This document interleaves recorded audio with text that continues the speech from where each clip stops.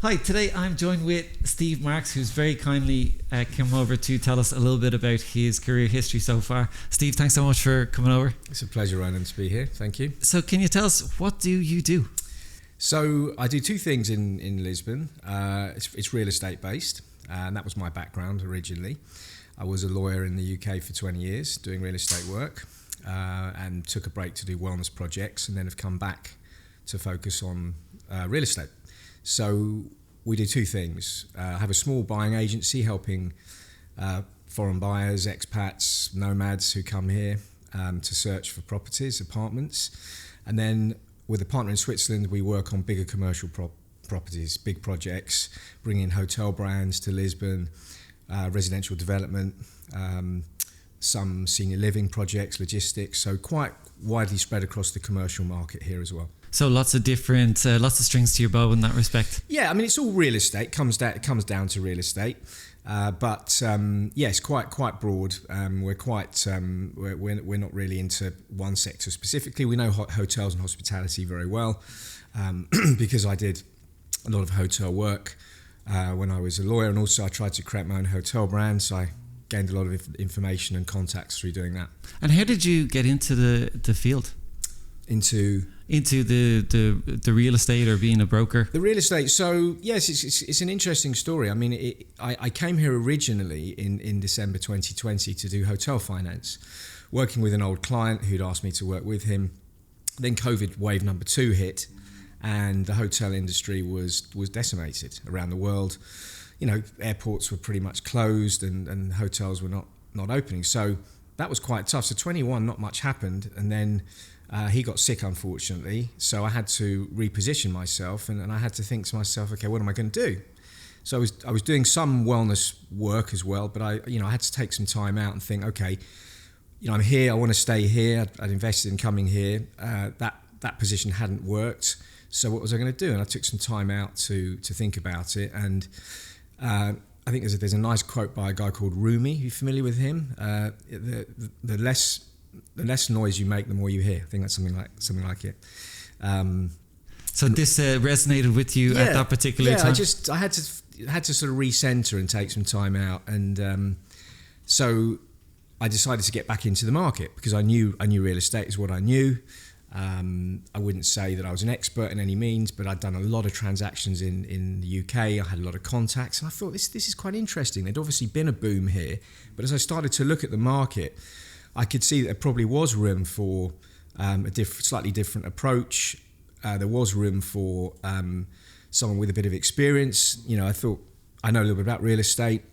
I wouldn't say I know everything. I mean, I felt reasonably smart, although, I think as one of my mentors used to say, if you're the smartest person in the room, you're in the wrong room. So I knew I had quite a lot to learn, but it was still, it seemed to me a good thing to get into. But you're still bringing tons of experience from your work in law and all your absolutely your network and your contacts, all that sort of. All my contacts. I was, I'd been a landlord. I'd invested in property. I had done a stack of deals from residential to big commercial deals. I'd worked with overseas investors, and funnily enough, when I was actually as a lawyer for many years, I would look on the other side of the table and I'd see these guys and I'd think, I'd quite like to do that, put these deals together, bring in the funding, manage it. It was quite creative. And the thing about the law is it's a mental discipline. And, after you've done that for a number of years, it can become quite repetitive. It's a serious skill and a discipline to draft documents and to organise and to analyse. But actually, I thought to myself, I can remember going back in time and thinking, yeah, I'd quite like to be on the other side of the table. And it's funny how it ended up. Right. Did you find yourself falling out of love with law, or is it more a case of I'm just getting more and more fascinated with property the more interactions I have and the more case studies I see? And I was definitely jaded, and I took some time to get into a wellness project. So that was already in the back of my mind. I've been doing it the law for 20 odd years, and it can become quite repetitive, I think. Although I in some cases, the discipline and the analytical side of it, you never really lose that ability, and it's quite nice to have documents to read. So we can. My partner in Switzerland is a lawyer, so we're on the same level in that sense. We understand documents, we understand risk, We understand project management. So these skills we can bring to deal making. So how would you describe like your work on if you're describing your work to a child, to a 5-year-old, and you're saying, look, day-to-day basis, this is the sort of stuff I do, whether it be working with clients or putting deals together, how would you describe it as simply as possible? So there's a lot of looking at properties, seeing what's on the market. So I'll have a network of brokers that will feed me deals, and I'll look at them and I'll analyse them. So I'll spend some time reading, looking at it, thinking, okay, do the numbers work? Is the area right? And then I might go and visit the property. And then if it's a building that can be converted into service departments or a hotel, then I will then speak to an operator to see if they like it. So we filter out some of the initial, and then we'll put together a teaser on it, speak to some investors, see if they're interested. So there's a lot of search in that sense, some analysis, some discussions on that. The residential stuff can be lots of viewings, just going to look at properties with people, and again looking on the software, seeing what's on the market.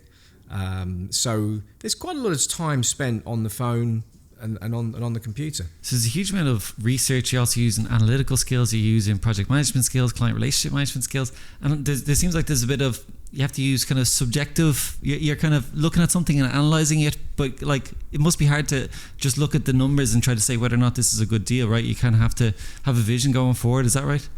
Yeah, I mean, you know, it's got to be priced correctly, and that's a difficulty in a hot market like this market for commercial deals. You know, we've been looking for hotels for clients, and it's impossible because the hotel industry is booming here. They had a tough time in 20 and 21, but they're booming. The rates are, you know, sky high. Occupancy levels are almost 100% in some cases. So pricing is difficult, but there's still good opportunities in Portugal. And I mean, Lisbon is probably too expensive now in lots of places. But if you can take a view on the commercial side, but you can still find some deals. So how do you see the market going over the next few years? I'm not asking you to be a market analyst, but you've obviously got your finger on the pulse if you're researching every day and you're speaking to investors and you're speaking to potential clients. I mean, look, it you know, no one's got a crystal ball, and what we've learnt the last couple of years is these kind of curveballs can come along, big macroeconomic factors like the war in Ukraine, like COVID, and they can just ravage economies. I think we've probably seen the last of the interest rate rises, so that's positive, because obviously inflation was out of control and the central banks needed to do something to rein that in. So I mean, looking at the market in Portugal, there is a lot of borrowing, and a lot of 85% of locals have variable mortgages, so they're definitely feeling the pain at the moment, and the salaries are low. So the local market, I think, is going to suffer a little bit. Still, some of the pain will come through, but I think, you know, central Lisbon and around is going to remain strong. There's still a lack of supply, and that goes back to pre-general financial crash of 2008, 2009, when they were building, I think, 75,000 units a year in Lisbon. Right. Fast forward to before COVID, and it's only 25,000. So it's never caught up. Right. The supply, you know. So it could take years to actually catch up. And plus you've got the licensing system, which is really slow, and people complain in the industry that things take forever to get permits. You know, for the permits to build, permits to the PIP, the architectural project, the construction license. It takes a long time. So you do have these unique tensions here, and then, you know, as you and I know, this is a fantastic place to live, and it's on the map, and it's kind of really centre of the universe at the moment in some ways. Lisbon, it's a hot place, so people are coming here, you know, for reasons that are beyond economic. Right. It's safe, it's cheap, the lifestyle, beautiful nature, exactly, right. All that stuff. Yeah. So people are drawn to that. So you've got different market entrants all the time, and I think next year you're going to see a lot more Americans. People are already saying there's going to be a wave of Americans coming. You know, God forbid Trump gets in next year, there'll be more. But if there's lots of Americans coming, it's good for people in your position. But do you also find that there's lots of competition in the real estate, like people competing against you? Like, how do you think about like setting yourself apart, having a unique selling point, or how do you think about, okay, I'm going to get to the right people or offer more value than other people? That's a very good point. And you know, I think it's all about sales. I can remember being at a conference once, and the speaker said, hands up who works in sales. And everyone in the audience, they were all professionals, and they were like, well, it's not me. And he said, no, hands up who works in sales. And again, those are these dumb looks. And he said, no, you all work in sales because you're selling yourself. So, you're always selling yourself, and you've got to have a consistent message and be clear and have a strategy.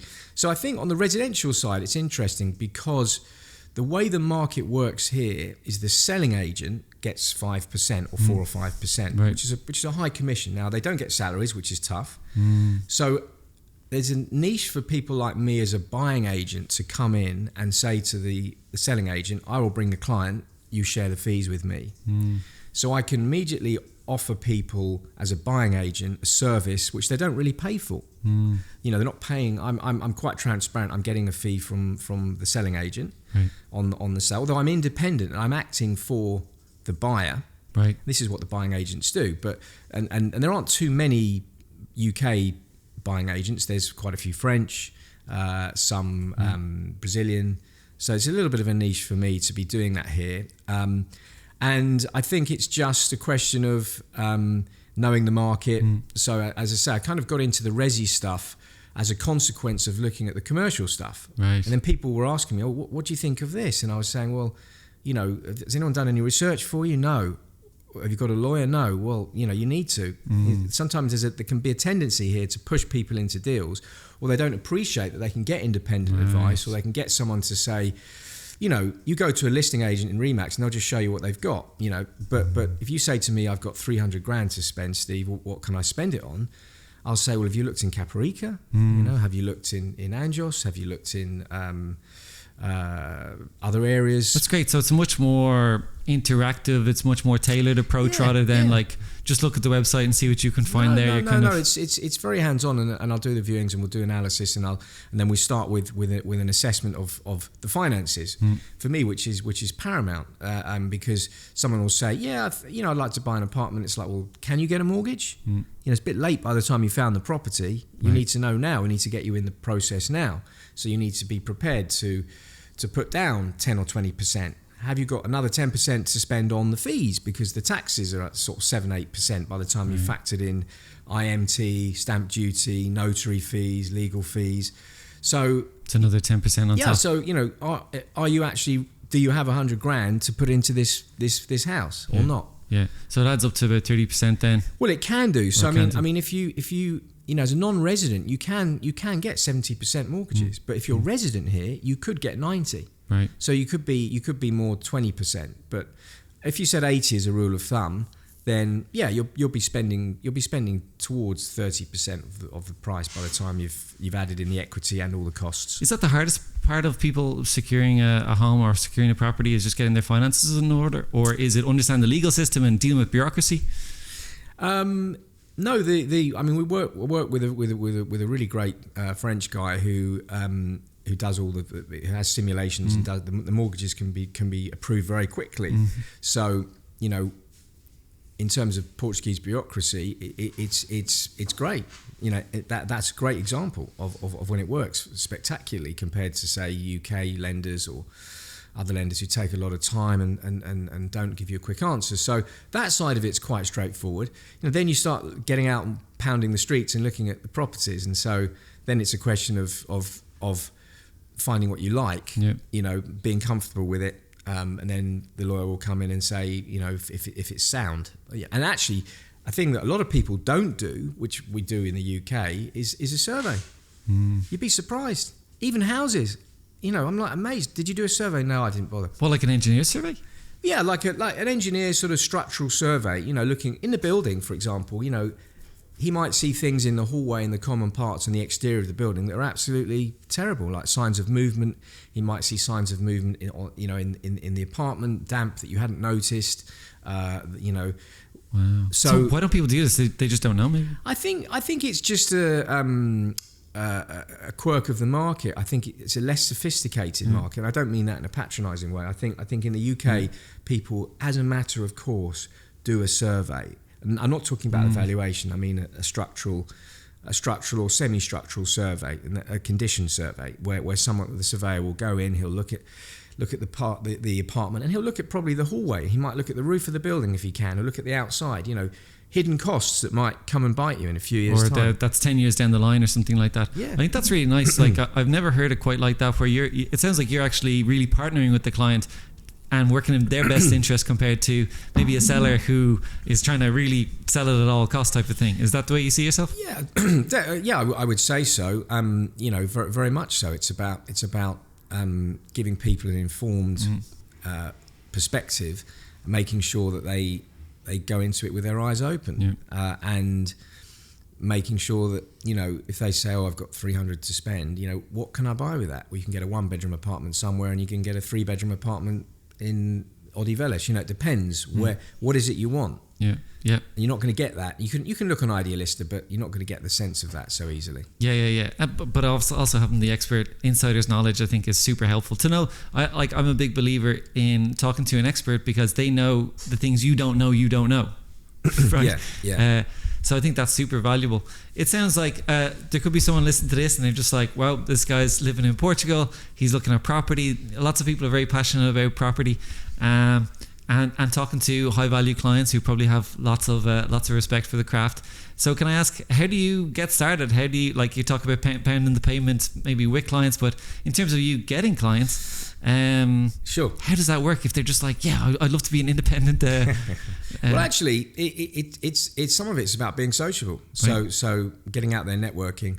I mean, you have all the, if you put it into ChatGPT, how do I market my property business? Which I did do. It will tell you social media, referrals, and then I think just networking. And what's worked for me the best is just networking, and is going out talking to people, friends of friends, that way, because a lot of people who've relocated here do have an end game of buying an apartment or a property. Yeah, so, and the beauty of the network is you're building up trust immediately, right? Yeah, absolutely. Yeah, absolutely. And so you then offer your services up front for, you just try to get to know them, and then if there's a sale, you get paid? No, what I do is I ask people to work exclusively with me for a few months, so that I don't want to be one of a number of buying agents running around for them. If I'm not on any retainer, if I'm on a retainer, it's different. But I don't charge people at the moment. I agree with them that I'm the only buying agent they're using. We find a property for them. We start looking. I contact all the agents. We find the apartments and the properties, and then when it closes, I have an arrangement with the selling agent. Okay. So that's how it works. Okay, very good. So you do take a little bit of risk up front if you don't have that retainer. Yeah, I do. I mean, it's that's the nature of the game, unfortunately. But and that's the nature. I feel quite sorry for a lot of the agents who are doing that exclusively here. Right. And that's the same with our commercial work. It's bigger ticket, but it took almost 3 years to close to sign a really nice deal. Wow, and we had these conversations where I was kind of, oh my God, how long is it going to take? This is tough. It was a real question of just digging in and being resilient. And I used to, when I was into the wellness, I used to do these courses on resilience for corporates. So it was like, okay, well, I need to practice what I preach. Yeah. And actually, resilience is about having a consistent practice in something. So, back to the yoga and the meditation, I do have a meditation practice every day. I journal every day. I exercise every day. And these things have really helped me. What do you feel that gives you? The journaling, the meditation, is it just peace of mind? Is it calming? I think the journaling is about, and I've been doing this for years. I mean, literally, over 5-6 years. I've got stacks of notebooks full of my just, scrawlings. Right. What does it give you? It gives you you check in with yourself. You express yourself and put stuff. There's a magic in putting stuff down on the paper, which I think acts as a release or as a check-in. The meditation is about calm and a little bit of stepping back and trying to be less reactive about things. But I think more than anything else, doing something like that just gives you sends a signal to yourself that you have a self-care routine. For some people it's going to the gym, might be having a walk, might be. But we know the benefits of meditation, the scientific benefits. We know that journaling is also very helpful too. Yeah, it helps you organize your thoughts, clarify things you maybe didn't know, process maybe difficult moments that you've had or stressful situations you've been in. Yeah. So all that's really important. What I think is interesting about you is you've got you're advocate of the physical health, but also the mental health as well, which it can sometimes be the poor relation. No, absolutely. No, it's true. And you know, I did spend a couple of years very immersed in wellness. You know, I taught all over the world. You know, I was doing meditations on stage in front of several hundred people. I was on television in Dubai. I worked with Google, Microsoft, the UK government. It was you know, when I look back on it, I think, wow, I achieved a lot. Wow. Just couldn't monetize it though. So that was the problem. Okay. How come? But if you're talking to Google, I hear they've got a few dollars kicking about. Yeah, but I mean, you know, at that time, it's still difficult to price and value that kind of work. Right. So it was the big corporate wellness brands that had cleverly links with all the health insurers that kind of cornered the market a little bit. So you needed a really strong corporate strategy to make it work. But I mean, you know, all of that was a great period, and I still live by those practices. Yeah. So, and it has given you something in terms of the resilience and the patience to. Yeah, and also I've taught. You know, I've done some retreats here, and actually the guy that I work with now in Switzerland, I pitched my project to originally, my yoga hotel project to. So things always come back round. You know, there's another Rumi phrase. It's something like, you know, you don't grieve, you don't lose everything. It just comes back in another form. Right. Sorry to keep banging on about Rumi. No, it's great. You're obviously a super fan of Rumi. He's I think a 13th century Sufi mystic poet that is the most widely read person in America, apparently. Oh, really? Yeah, and these great sort of, you know, we used to use his stuff a lot when I was speaking, but no, so it's about balance. You know, if you work too hard and you have no balance, then you're going to burn out. Yeah, absolutely. I speak to people about journaling all the time. I would do a bit of journaling, not so much the meditation, although I do love the idea of doing it. Just actually sitting down to do it is the tricky part. But trying to sell the idea of journaling as a consistent practice to sit down and do it, even if you don't really need to do it, can be difficult. Have you found anything has been good to convince people that this is a good investment to make in yourself? Yeah, I mean, I always, there's a great book which I push people towards called The Artist's Way by Elizabeth Cameron. And that's a really interesting book about spending time on your own creativity, and it's been cited as a big inspiration for who's the lady who wrote Eat, Pray, Love. I know that one. She used it, and so that's a good book to read if you're interested on journal, or to look at if you're interested on journaling. So the way I do it as well is I spend 7 or 8 minutes just writing stuff down. And then I write 3 things that I'm grateful for that happened the previous day, small things, like a mini gratitude list. And, none of this stuff is new, it's been around, but it's quite powerful. So you pick 3 little things, and that could be something like, I had a really nice sandwich at the cafe, or I listened to a piece of music, or, the sunset was nice, or, a stranger and I had a 2-minute conversation, little things, 3 little things like that. And then 3 big things that I'm grateful for in my life. And that can be, often things can come up, like I'm living in a nice apartment. I'm really grateful to be healthy, to be here in Lisbon, great friends and that kind of stuff. And so I end the practice with that every day. Fantastic. And I feel that, and actually, people have talked about gratitude practices before, and it is actually a tenet of mindfulness if you understand where it comes from. Because if you're grateful for something, you're present, you're in the moment. So that's kind of where it comes from. Yeah, wow, that's super interesting. Yeah, I never made that connection there. Yeah. They all talk about it, like Tony Robbins. They'll all talk about, they all talk about this. It's huge if you get in, if you go down that sort of. And I know you know a lot about. You're a coach, and you know a lot about that. They all talk about this gratitude stuff. Yeah, it keeps coming back, and it's very important. Yeah, absolutely. Especially in our social media world, where there's so much thrown at us every day to be able to recenter is super, super important. Yeah. Do you ever see yourself tiptoeing back into the wellness and the lifestyle stuff, and in a commercial capacity? I don't think so. Not for now. I really enjoy the real estate, and it's interesting. I do enjoy it. I get up in the morning and I like looking at buildings. I like dealing with people. One of the interesting things about working in real estate, I always say to people, is that if you've got a personality, or you meet good personalities. You know, people are interesting. They're a bit quirky. They're funny. They've got character, and that's because it's quite dry. So that if you work in, you know, in the media or film or something like that, you're going to all these great events. You know, you don't really get that so much in property. It's quite dry. You know, so people have to kind of make it a bit more interesting with a bit of banter or a bit of right. You know, that's the way. Because I've met some over the years. I've met some really fascinating people in real estate. So that's your USP as well, is it? Yeah, I think so. You do, yeah, and you know, if you're good at communicating and you're a sociable person, it's a great thing to do. And everyone's kind of got.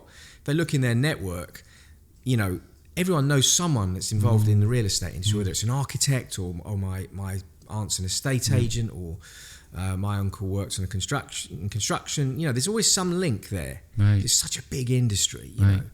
When I think about your mindfulness and your journaling and all that, I think that calmness is really interesting as someone who's like, you know, helping you buy a really high value asset. It's like, I want that person to be calm and composed and have it all together, right?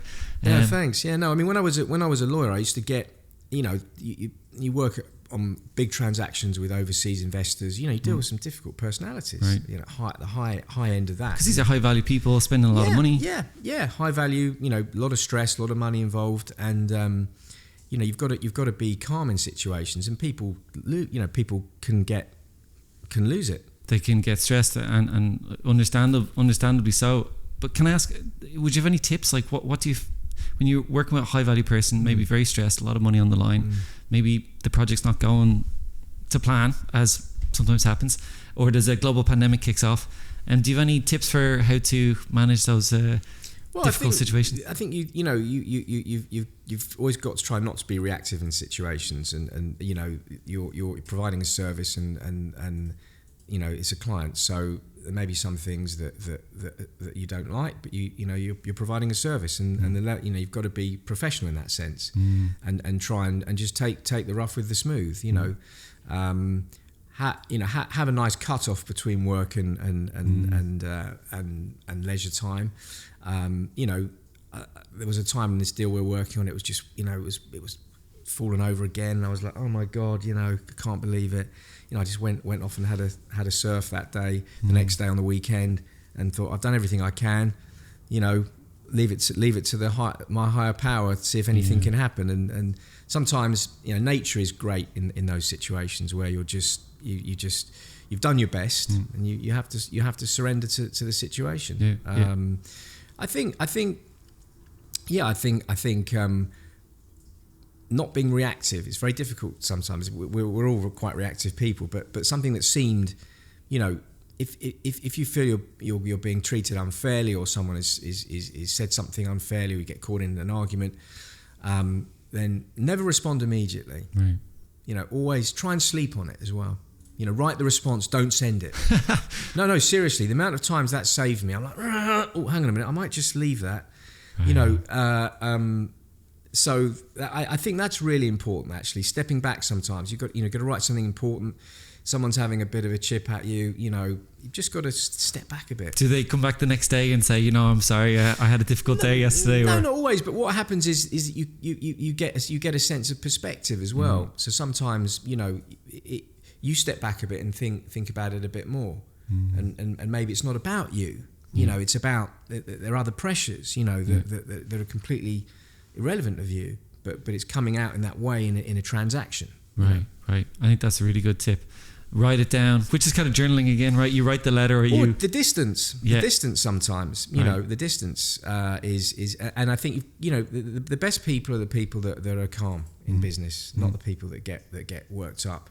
You know, you've got to be passionate about things sometimes, and you've got to, you know, be persistent and consistent, but not emotional. Yeah, I find that's like a very attractive quality when people they've got that calmness or that composure. You think, this person, they knows what they're doing, they know that there's deals to be done, they know what they're about. It's just, it kind of comes across as a nice confidence as well, compared to, like, sometimes I found myself pushing really hard or trying to be super passionate, and you're kind of going, oh no, you're nearly overdoing it, you're nearly selling too hard, because that is another issue. If we sell too hard, it's like, well, this feels like maybe it's not a good deal. Why are you selling so hard? Right? Yeah, no, you're absolutely right. You know, overselling is you know, can be a disaster.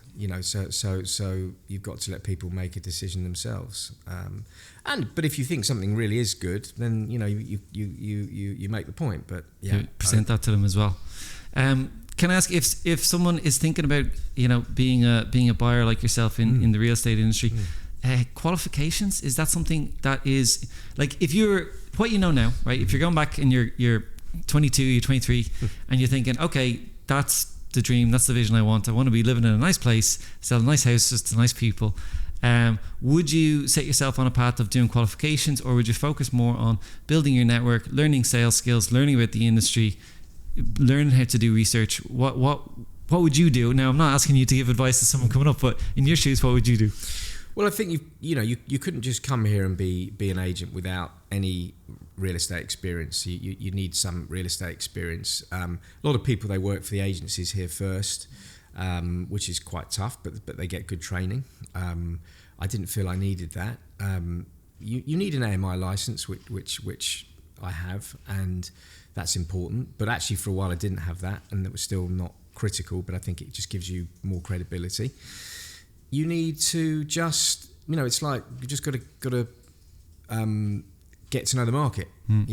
Walk around, look at the market. If you want to be a buying agent, then you've got to have clients as well. So you've got to work out a strategy to start developing clients. There's some quite good meetups here in Lisbon, property meetups, and I went to one, and I actually talk there. I'm on the panel for most of them, so that's a nice thing. It's a nice thing here. Part of the meetup. There is a nice community of real estate people, and I've met some good clients and good agents there actually as well. Okay, fantastic. So, getting your badge, doing a bit of networking, and then getting to know the market, doing the research, walking around, right? It's hard to replace just touching the buildings and going in and seeing stuff, right? Yeah, you've got to get involved. Yeah. Fantastic. So I wanted to ask you just one or two more things. You've changed from law to health and wellness to real estate. How do you think about those changes? Were they scary, or was it just you take it in your stride? You just think, okay, I've got a vision for what I want to do, and off I go. Because when I speak to people all the time, it's a very nerve-wracking process. They feel like they have to scrap everything they've done before, whereas you've been able to harness your legal experience in real estate. Yeah, I mean, when you look, I think if you're setting up a business, the one of the key things is to keep income going. So, a lot of people will advise you to keep your day job going if you're starting something new as soon, as much as you can. For me, it was a gradual process. I was teaching yoga while I was still a lawyer, and I was moving into that field, and so it was more of a gradual thing. But it was tough, going from a big organisation, and I didn't always like the politics. Although the last firm I worked with, they were a nice bunch of people, but suddenly you're on your own. You've got no IT support. You've got nothing. There's no marketing. There's no admin. Nothing. You had all this incredible machinery around you, and then so anyone leaving big corporate or whatever going on their own, you've got to be prepared for that. and it's tough, and also you've got to be motivated. You've got to get up you're the one that's in charge, and also I think when you're doing your own thing, sometimes you can be a bit hard on yourself too. You don't have the boundaries that you used to have, the structure of a working day, a working week, and that's important because you just get burnt out, and that's what I learned a lot through some of the work I was doing about the structure. And, even this idea, should I go on holiday? You if you can't afford it, you can't afford it. If you do have some money, the idea, do I deserve a holiday because I haven't earned any money? Do I deserve to enjoy my free time? Yeah. And that's something that is hard super hard to wrestle with sometimes. Yeah. Oh, I needed you 8 years ago, 5 years ago, to tell me all these things. Super difficult because you have to say, oh no, I'm taking 2 weeks off, I'm closing the laptop. I think sometimes it can feel like everything goes through me, and if they don't get an immediate response, it's going to look bad. But then at the same time, because I struggle with this a lot, and I came back to the emails and I just said to people, I'm sorry, I was on holidays. And of course, everyone's like, oh yeah, of course. They go on holidays, of course you're going to go on holidays as well. Fantastic. So can I ask... just to finish on that, I mean, it is tough, and I actually had sort of a coach stroke counsellor who helped me with a lot of that and said, look, you know, you're knackered. You need to take a break. You need to recognise the boundaries. And so that I think is a really important point for people, not to burn out. To some of the best stuff you'll do is when you are a little bit more relaxed. Yeah. I've got to ask you, you mentioned a nice phrase, like you said, if there was a difficult deal, you went to the beach and you said, look, you've done your best, you've done a good shift, and then that's it. And I always think it's interesting because we can be hard on ourselves, but like, would you have mantras like that you say to, as a dialogue, like inner dialogue that you would say, like, you've done your best, just to, if you've had a difficult day, and because when you're self-employed or you're a freelancer, you don't always get that mentorship, you don't always get that feedback from a boss or something like that. Yeah, I think you've got to have a network. Like men are not very good at that sometimes. Are you talking to your mates, talking to your family? This goes right back to the mental health thing that you were talking about. Do you have a support group? If you're struggling, which we all are sometimes, what are you doing about it? Are you talking to someone? So that for me, if I am struggling during a period of my life, I will engage with family more. I will change my meditation actually to something called a compassion-based meditation, which is a visualization meditation of me actually giving myself care. It's a very powerful system, and I'll check in with my counsellor, and talk to him. So I'll have lots of things I'll do, but yeah, it's about knowing what to do when you're feeling below par. I think Bruce Lee said something like, the training is what you rely on when things become difficult. So you're ready. That's fantastic. Yeah, you've got all the tools ready for. Yeah, because it's when you work for yourself, it's difficult. But as I say, men I think are not good at this stuff. Why is that? I don't know. I mean, you must have a theory. I think it goes back to probably, just this sort of primitive idea of men, a man being a hunter and the woman being the nurturer. I know it's not meant to sound sexist at all. It's not sexist, but it's, the societal roles. And I think women are much better. They have such good networks with their friends, and they're much better at communicating. And guys are just not good at that. And guys will just sort of internalize a lot of stuff, and they won't share, and they won't admit when things are difficult, and that's a shame. Yeah, I was going to ask you, do you think guys find it difficult to show vulnerability? Yeah, I mean, I do think they do, but I think it's sort of drummed into them, from an early age, and our fathers probably, were even worse at it because you just didn't show your emotions, and it's a typically kind of, British thing, isn't it, or UK thing? You don't show your emotions. It's kind of stiff upper lip. Yeah, exactly. you just mental health issues. What's that?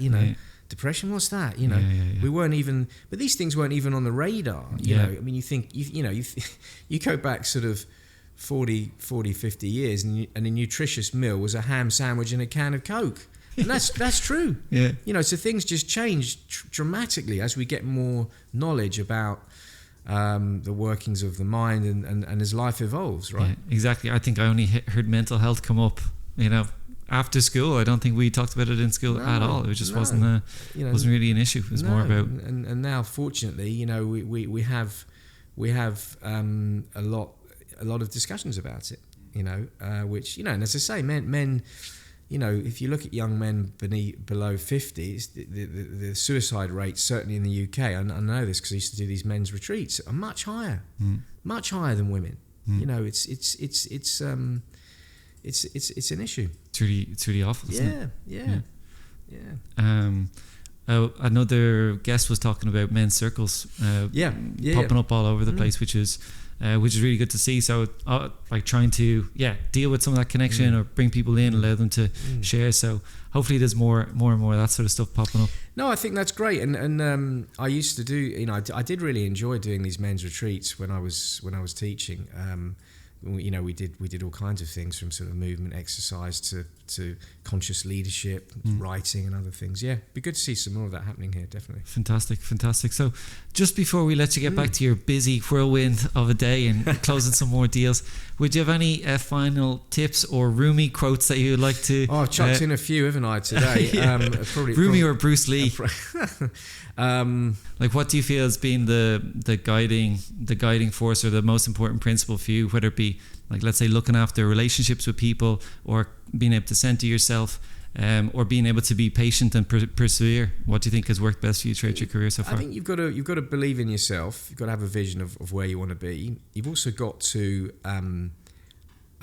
play to your strengths. So if you are a good communicator, if you are a good networker, then work in a field that is going to use those skills. And real estate is a vibrant economy. It's a vibrant area, and everyone wants to have a house or an apartment, and the regeneration of Portugal has largely come about through foreign capital coming here and investing. The golden visa, but also a lot of foreign capital buying buildings, redeveloping. So it's an exciting place to be, and it's still lucky to be here. Sometimes things take time to work out, but I think one of the issues which you'll understand is we all expect instant gratification right now. We live in the world where you can order an Uber and it's here in 5 minutes. Swipe on the dating app, whatever. Instant gratification. Things take longer. Resilience. Stoicism, as the ancient Greeks used to call it. Nietzsche, what doesn't kill you makes you stronger. Things take time. Absolutely. They take time. Be patient. Be patient. I'm going to throw in a quote. You've thrown in a few already. Time and patience are the two greatest warriors, which is a Leo Tolstoy quote. So I'm absolutely a big fan of that. Thanks so much for the wide-ranging That's been great. Delve into your everything from health and fitness to mindfulness and meditation to your real estate business and all the insights there. I'm sure somebody will get inspiration from this, and they'll aspire to have the sort of lifestyle and business that you have. And if anyone's watching and they're looking for an apartment, please get in touch, or they want some help, a phone call. That's right. Would you have an email or a link or a handle? Yeah, it's cool. I have a website called Direction Portugal. For people looking for residential, so you can find me on that, and we'll put the other links in the show notes. Great stuff. That's great. Thanks so much, Steve. Cheers.